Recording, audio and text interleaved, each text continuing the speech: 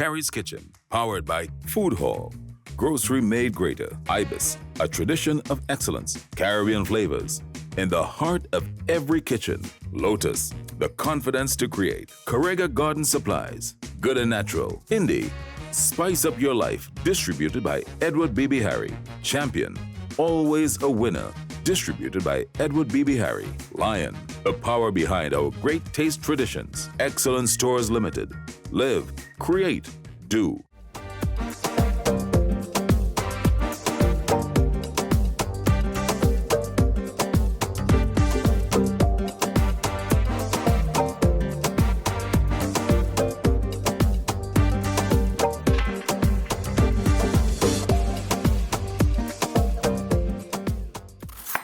Hi, good day, thank you.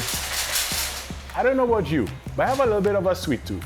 And when I think about sweets and I think about treats, I think about mommy custard and granny rice pudding. Things from my childhood. And you know me, I like to chef it up. So later on, we're gonna do something a little sweet and a little local. So I'm here at Food Hall in Piaco Plaza, where I'm gonna grab all my ingredients.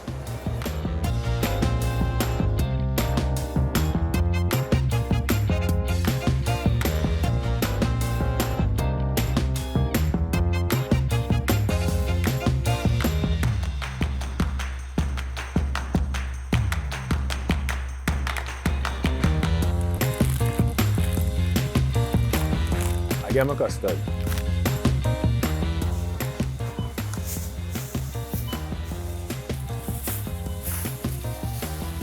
Thanks so much for everything. Yeah, thank you.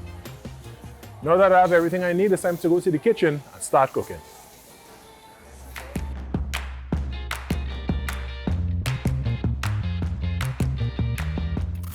Some recipes aren't just sweet, they take us back. So today we're gonna make 3 childhood classics for the family. We're starting off with a rice pudding and we're spicing it up just a little bit. And we're doing a double threat of 2 types of custard. One is sea moss, one is chocolate. So let's start cooking for this for the fam. So I have some rice here that's past the usual point. So it's not al dente or to the teeth. It's very, very soft because we're making rice pudding and it's a dessert. So the first thing we're gonna do is get this pan going. And to that, we're gonna add some whole milk. Just about a cup and a half. Now we're gonna add some condensed milk for some sweetness and some richness. We're also gonna add some sugar. Because rice is something that is so bland that you need to add a little extra to get that sweet flavor all the way through. Touch of cinnamon goes in. And of course, my Indie garam masala, because that is where our unique flavor is going to come from.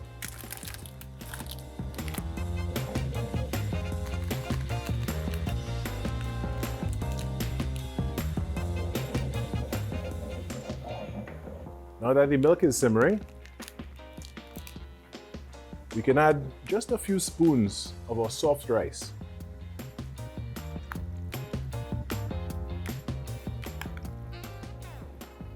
This is a very forgiving dessert, and you can flavor it any way you'd like. People like the warm spices like cinnamon or clove, even nutmeg. For me, I like the garam masala because there are so many flavors in there, very earthy tones, very warm tones. So while it's simmering, I want to control my heat to ensure that I don't get any burnt cream or burnt milk, because that's not the flavor profile I'm going for. I like smooth, sweet, earthy, and delicious. For a dessert like this, you want to keep stirring to ensure that the sides don't stick, the bottom doesn't stick. Because with so much sugar in here and so many starches, it's easy to do so. And don't worry, this extra rice I have here, I can make dessert again tomorrow.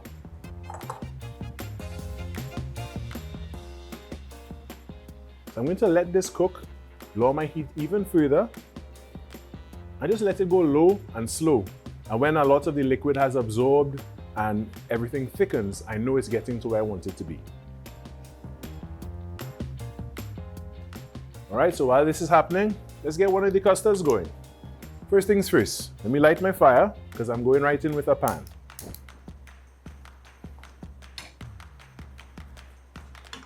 We start this off with some whole milk once more.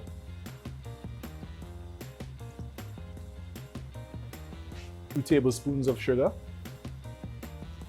At this point, you also want to add your sea moss gel,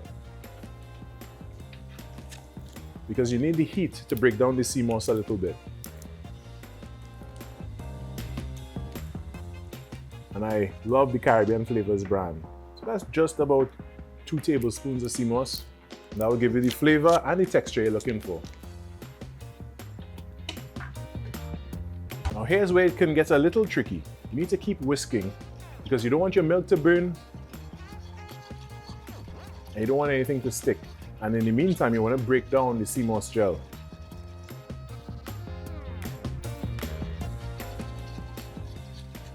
And don't worry, it doesn't have to be absolutely perfect because, you know, it's one of the nostalgic things that we had growing up, and that was very rustic.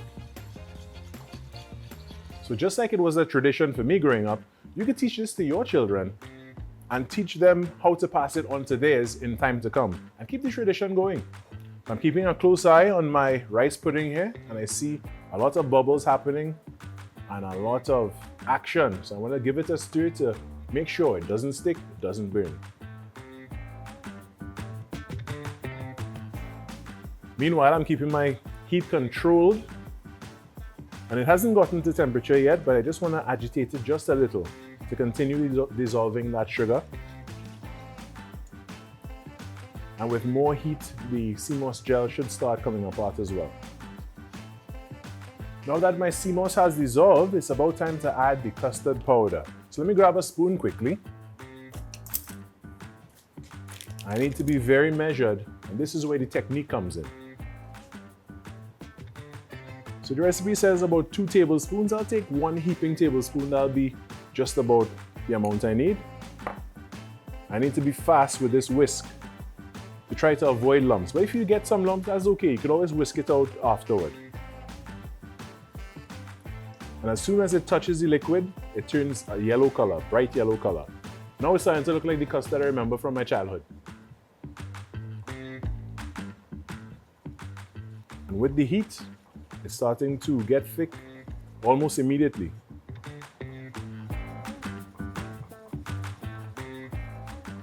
The more you whisk, the more you'll get some lumps out. But if you don't get all out, don't worry about it. You could always push this through a strainer, or you could use an immersion blender or a whisk in a bowl and get them out. Started on my cocoa custard pudding. Now that the sea moss custard and the rice pudding are done, it's time to work on the chocolate custard, and we'll be just about ready to plate. So let's get going. We start off with whole milk as usual.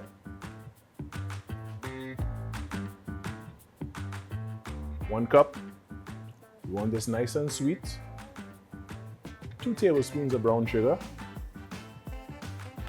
A touch of cinnamon.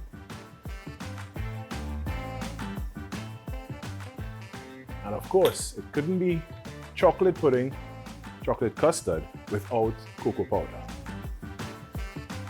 I don't know about you, but I like strong flavor of chocolate, so I'm gonna go in with a hefty 2 tablespoons of cocoa powder.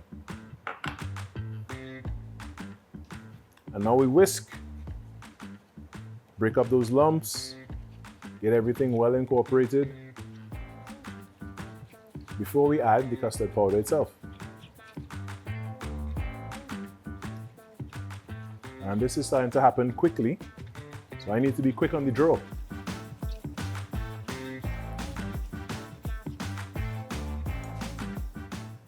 Roughly 2 tablespoons of custard powder is all you'll need.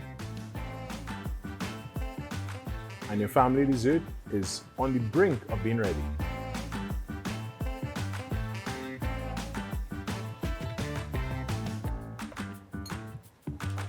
And don't worry, if it gets a little too thick, what you could do is just add a splash of milk and get it back to the consistency you want it to be.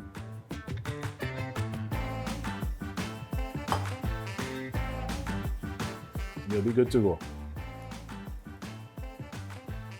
All right, now that this is mixed, all I need to do is let it cool, and then it'll be time to plate.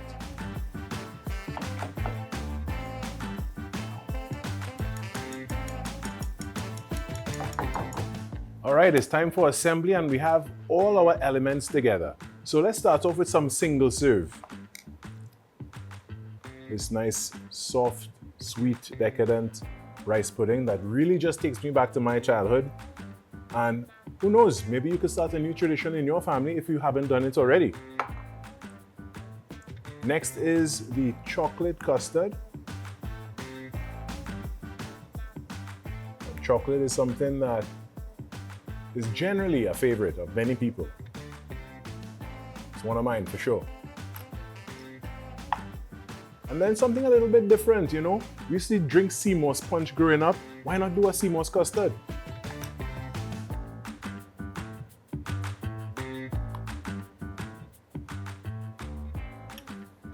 So you have all the elements there, and if you want to garnish them, you know, feel free. Here's a little cinnamon sprinkle on this one. This one we could do some chocolate, we could do some garam masala on that one. But I have this glass here, and I want to just take things up a notch, just a little bit. So we'll start off doing a layered dessert of these classics. On the bottom layer, we'll have the rice pudding. Also, the rice pudding is the heaviest one, so it makes sense to put it on the bottom. Next, for the contrast, we could go with the chocolate custard. I'm trying my very best to be neat here to get some well-defined layers. And the thing about these desserts is that you could have them either warm or cold, whatever is your preference. I'm a cold dessert type of person. I'm clearly a messy type of person as well.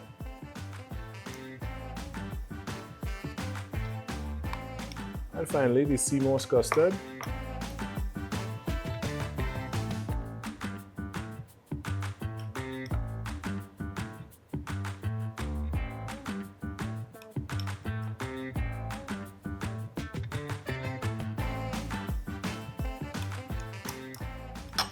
One more just to even off the layers a little bit. And no meal is complete without a garnish. And since we're going sweet, I have a cookie crumble just to layer on the top. And that just took it up. And I know this is not the chefed up segment, but you know, I want to chef it up just a little bit. Allow me. Some shaved chocolate. And this is one of the local brands of chocolate. You know, we support local here. And something so simple could give this the type of elevation you'd find in, I don't know, a fine dining restaurant. So this is one way you could honor the classics and go back to your childhood a little bit for you and your family. So I'm going to take a short break, and when we come back, it's going to be Chef School followed by Chefed Up. And I'm going to take a taste of this, and I can just borrow the same spoon.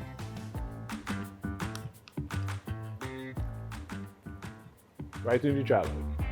In the corner here, fresh face. Give me a little pampering when I could get it. Get to sit down a little bit and get a little relaxation. Thanks so much, yeah? Because it's a long day.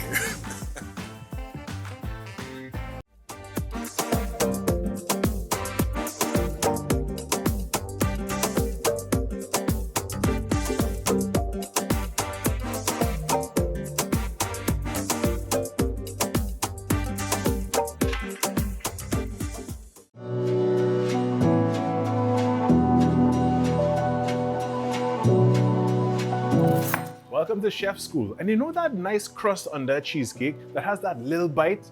Well, we're gonna learn how to make that today. So you're gonna need 2 ingredients, but for some people it's sometimes 3. Now, some people add sugar to theirs, but I'd like to add sugar to mine. I find the digestives are sweet enough. So we have some ground digestives here and some melted butter, as simple as that. So first things first, we have roughly 2 cups of ground digestives here, that's about a pack. And then we have about 2.5 tablespoons of melted butter. I've used just 2 tablespoons. And simple as that, you mix everything together, combine it well. And the consistency you're looking for is it starts to stick together. It gets kind of sticky and holds together. And that's what you're looking for. And this is exactly what I want. And here I have my pan that I'm going to do my cheesecake in. So you're going to do a nice even layer across the base of the pan, and at the lip of the pan you're going to just get a little bit of that rim to get that classic cheesecake look. Speaking of cheesecake, that is what is coming up in Chef'd Up, and I can't wait to show you what we are going to do. I'm making things a little bit interesting and using an ingredient you wouldn't normally find in sweets. So while I do this, just pressing out this on a nice even layer. It's very important that you get this to go evenly because you don't want your cheesecake lopsided.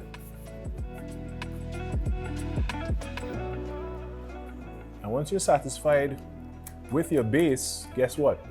This goes in a 350-degree oven for 10 to 12 minutes until golden brown.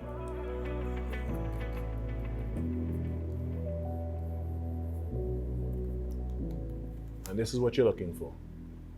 So, in the oven it goes.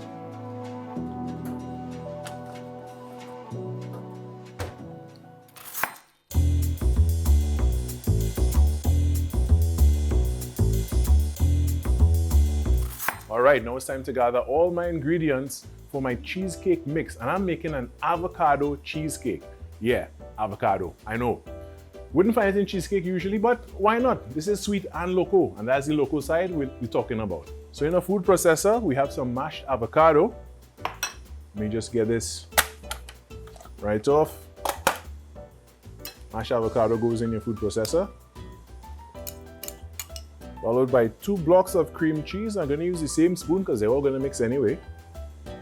And this has been at room temperature so that it will soften.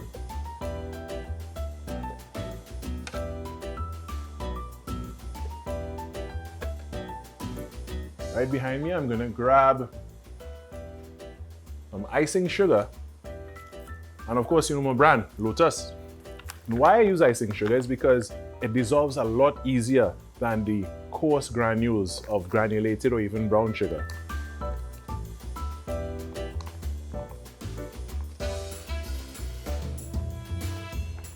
So just about 3/4 cup for this entire mixture. I know it sounds like a lot, but when this spreads, it wouldn't be overly sweet. After that, I need some acid in this. So I'm gonna take the juice of a half a lime. That will do a couple of things. It balances the flavor. It also helps to preserve that color of the avocado. All right, we don't have any seeds in there, so in that lime juice goes. And I'm gonna save this because I'm gonna use the lime zest in our next recipe a little bit later today. And of course, 2 eggs. That could go right in. And your eggs is what helps everything to bind together. And that's what also makes a cheesecake classify as a custard. And here we have Caribbean Flavors vanilla essence to get that warm vanilla flavor throughout, but not too much because we still want to taste the avocado, which has a delicate flavor. With that, on goes the lid.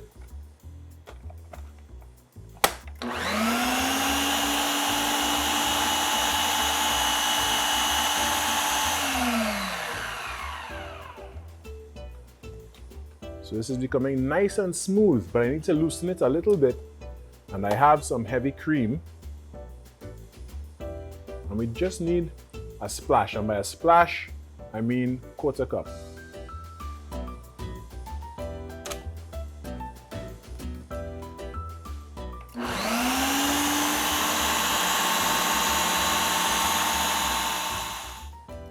Now, when making cheesecake, it's important not to miss the upcoming step. And just like you made an even layer of your crust, you have to make an even layer of your cheesecake mix.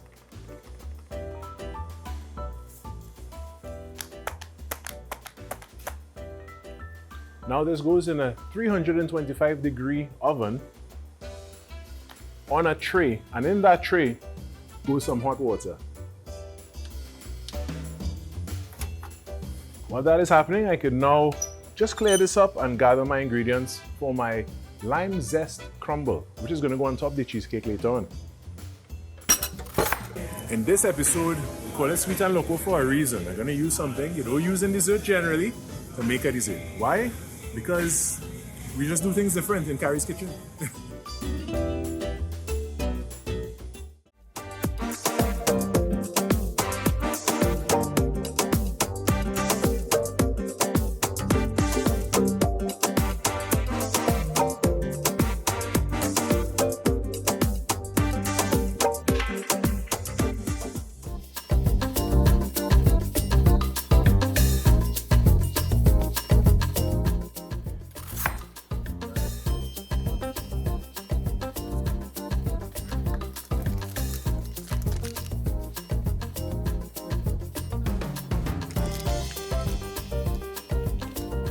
Mix everything together.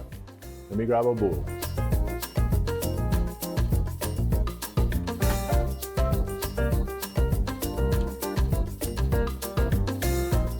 For this, it's important to cut your cold butter into your flour, and you're trying to get that to a cornmeal consistency. So once everything holds together, you know you've gotten to the right stage. I'm using icing sugar again because it is way more friendly when it comes to dissolving and incorporating itself into the dough. I don't have to worry about large granules. 2 tablespoons,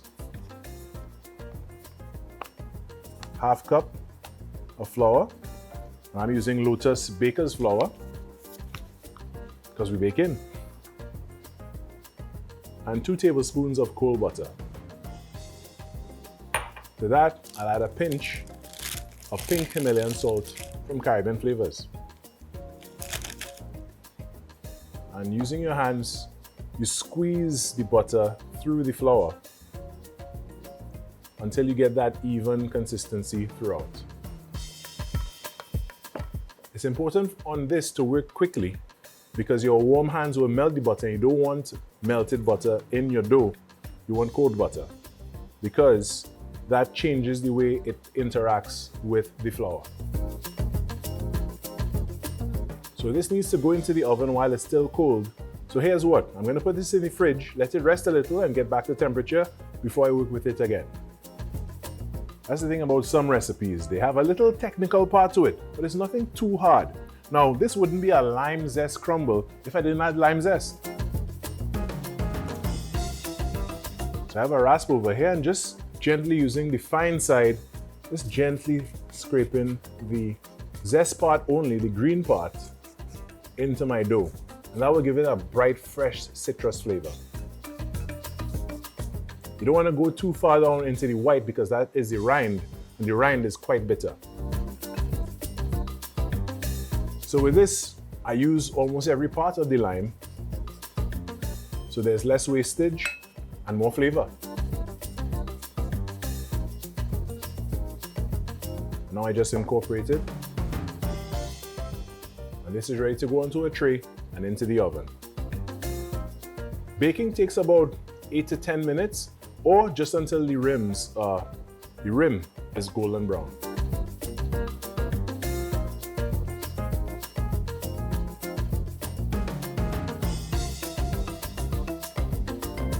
Now keep this cold until it's just time to go in the oven.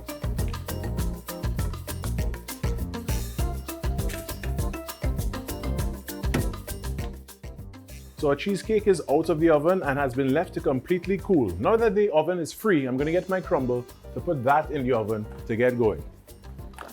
So this will go in at 350 degrees for 10 to 12 minutes. So my crumble was also left to cool completely and is named crumble, so I crumble in it. And this will be the topping for dessert today. So cheesecake, salted caramel, and my crumble, so I'm ready to plate.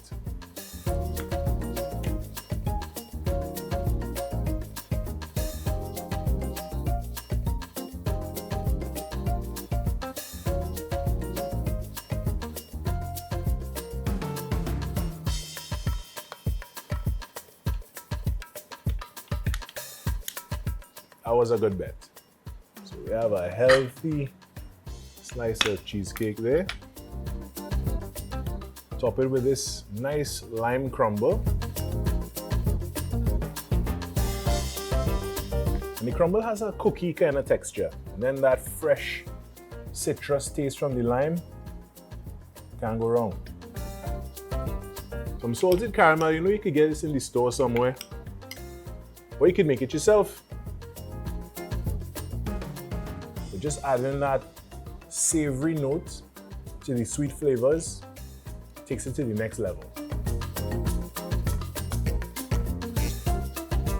So if you have a sweet tooth like me, you could take things back to nostalgia for you and your family and do something that takes you back to your childhood, or you could do something that's just a step up and put a little twist with the avocado cheesecake, lime crumble, and salted caramel to just take things up a notch. And well, there's only one thing left to do, that is taste. But thank you for joining me in Khary's Kitchen.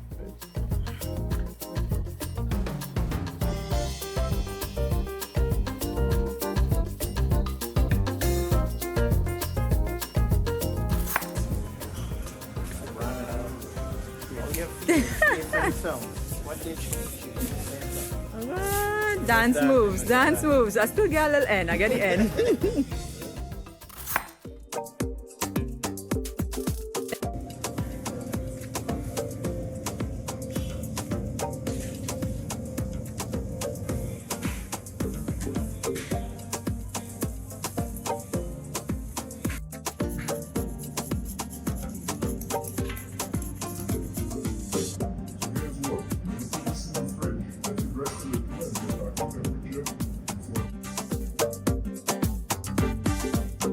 Khary's Kitchen, powered by Food Hall, grocery made greater, Ibis, a tradition of excellence, Caribbean flavors. In the heart of every kitchen, Lotus, the confidence to create, Correga Garden Supplies, Good and Natural, Indie, Spice Up Your Life, distributed by Edward B.B. Harry, Champion, Always a Winner, distributed by Edward B.B. Harry, Lion, the power behind our great taste traditions, Excellence Stores Limited, Live, Create, Do.